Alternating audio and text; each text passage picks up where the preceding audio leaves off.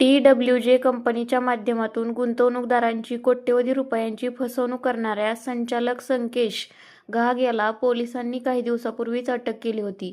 मात्र या आरोपीला पोलिसांनी व्हीआयपी ट्रीटमेंटमध्ये चिपळूण शहरातील प्रसिद्ध अशा हॉटेलमध्ये जेवायला नेले. पोलीस आरोपीच्या बाजूला बसून जेवत असल्याचा व्हिडिओ व्हायरल झाल्यामुळे खळबळ उडाली आहे. यावरून सर्वसामान्यांना लाठी आणि आरोपीला मटणाची वाटी असे चित्र पाहायला मिळत आहे.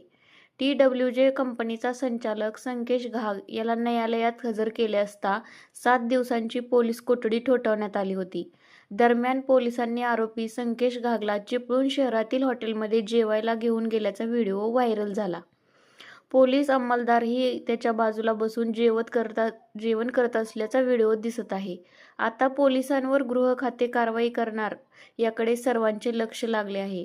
महायुती सरकारच्या राज्यात गुन्हेगारांना राजाश्रय मिळतो अशी अवस्था झाली आहे. चिपळूणमध्ये कोट्यवधी रुपयांना चुना लावून पळालेल्या TWJ कंपनीच्या संचालकांना पोलिसांनी पकडले, मात्र शाही बडदास्त ठेवत त्याला हॉटेलमध्ये जेवायला नेले. यामुळे नागरिकांनी संताप व्यक्त केला आहे.